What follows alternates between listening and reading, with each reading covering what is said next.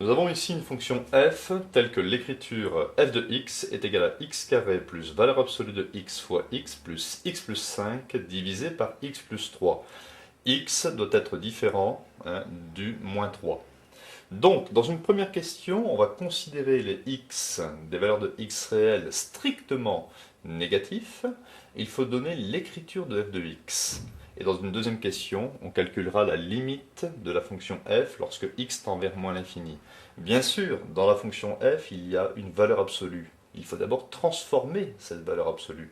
Alors si x est strictement négatif, différent avec x bien sûr différent de moins 3, on peut écrire que la valeur absolue de x est égale à moins x.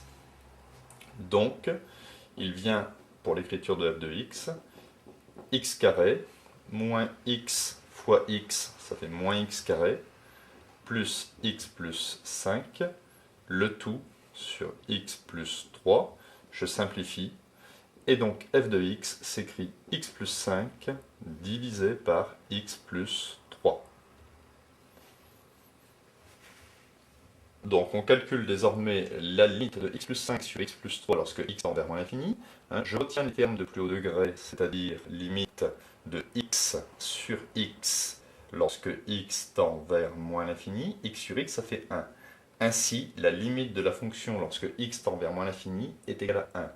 Nous pouvons dire que y, la droite y égale 1, est une asymptote horizontale, donc ici je le mets en abréviation, mais il faudrait tout écrire, est une asymptote horizontale à la courbe CF, et nous sommes en moins l'infini.